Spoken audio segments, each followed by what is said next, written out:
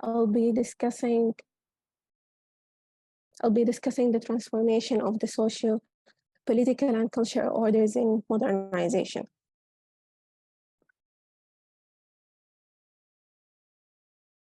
I believe that in order to study the evolutionary processes that facilitate for the transformation that happened in the socio-political and cultural conduct in Sudan, we need to describe the modern movement cycles of transformation and to fully embed them in history and to examine their shifts and as well as their long-term historical continuities. Therefore, I'll be briefly overviewing and comparing the evolutionary processes of architecture in Sudan through the different rules and eras, with a specific focus on the post-independence era when modernism developed the most. We'll be discussing the Turco-Egyptian era, the Mahadist rule, and the Anglo-Egyptian rule, and moving lastly forward to the post-independence era where modernism in Khartoum developed the most. So in the medieval area and the 9th century of Sudan, in the kingdom of Kush, Marawi, and Al-Muqarra civilization, in this slide, you will see a picture of the oldest mosque in Sudan, which is Dongola Mosque. And this is actually a reconstruction model of the mosque that is still surviving. And this is the picture of the mosque existing till today. In comparison to the built form and the spatial expressions of the Turco-Egyptian era represented Indo-Mystic architecture of Sawakin. So in this slide, we could clearly see the similarities between the two styles, which identifies a natural and evolutionary process of development in architecture, in the use of materials, in the use of openings, in the use of even the spatial expression of spaces. And moving forward to the Turco-Egyptian era, where the most dominant and prominent architecture was the architecture of gubbas and symmetries in Khartoum. And the slides actually show a comparison to the Mahdiya's gubba and the built expression of the built expression of architecture of the two eras and the two rules, where you could see clearly a natural development of the architectural styles without a foreign interpretation of the ongoing and existing architecture style. Following on and carrying on with the 19th century, which marks the foundation and the initiation of the modern movement in the West, which impacted and impart the architecture in Sudan tremendously. This can actually be traced and seen in the governmental buildings and the presidential palaces in Khartoum, where you see in this slide the picture of a presidential palace in Khartoum and the palace of Sayyid Abdurrahman al-Mahdi. Again, this all of the slides that has previously been shown actually show a very evolutionary process of architecture in Sudan before the post-independence era that we're going to discuss in this slide.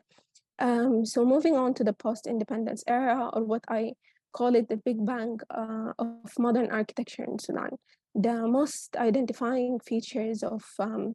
Abdelmounam Mustafa's work is the extensive use of the overhang slabs and the development of construction materials and the use of glass and the use of steel structures, which was almost alien to the architecture of Sudan. So basically in the post-independence era, when modern architecture in Khartoum have developed, we began to see a new and a different style of architecture that wasn't actually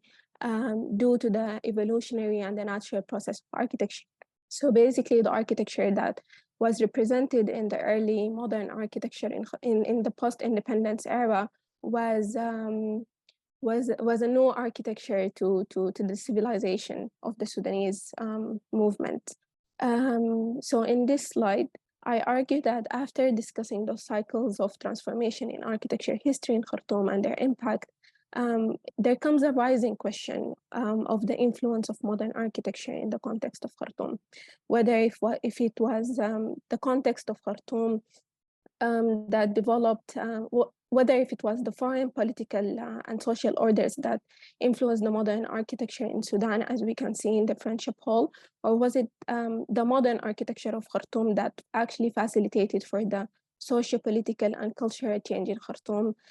as represented in Abu al-Ala complex. To understand the development of modern architecture in Sudan, I investigated the development of modern architecture in Khartoum through the different modes of expression and the different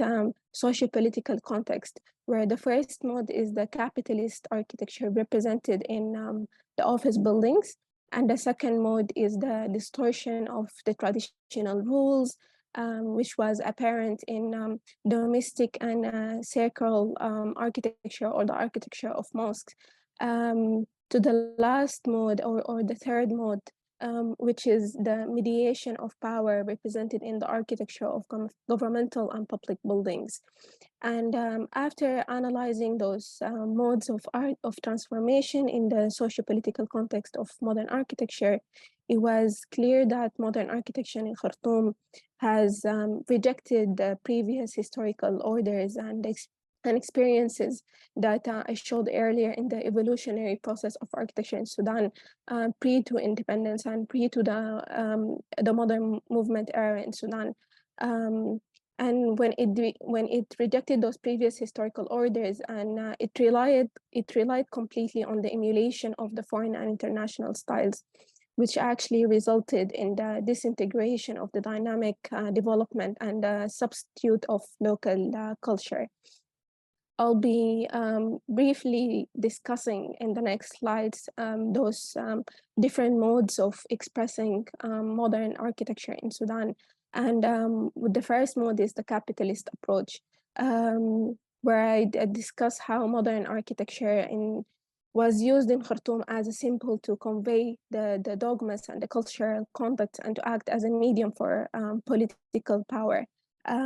Where we could see in this slide the different office buildings and the development of the office buildings architecture in Sudan. So this is Abu al-Ala complex and Atene Square showing in the picture that was completed in the 1956. The Badia building that was completed in the 1980s, and the Arab Authority for Agriculture, Investment and Development that was inaugurated in 1985.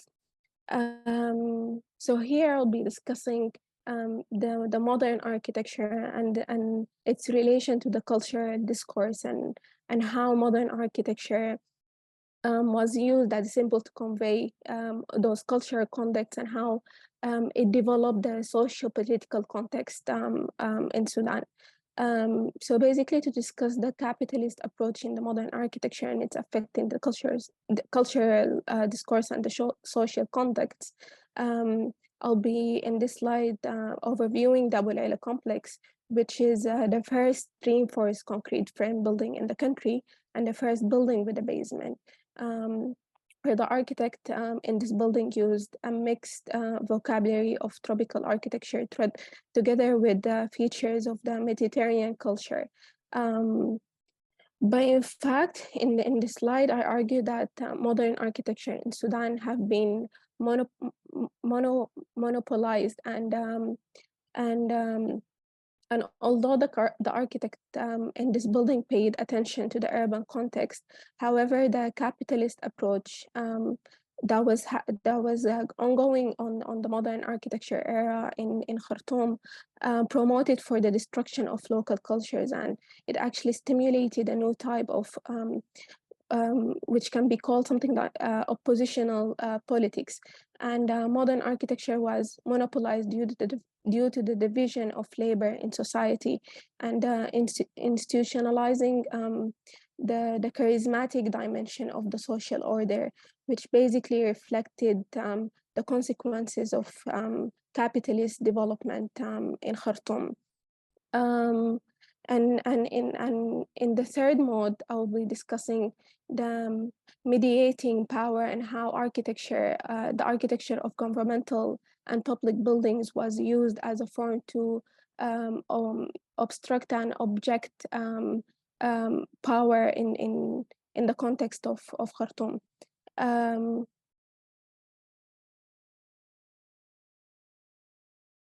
So architecture shapes politics, and politics is shaped by architecture. And here I mention a quote by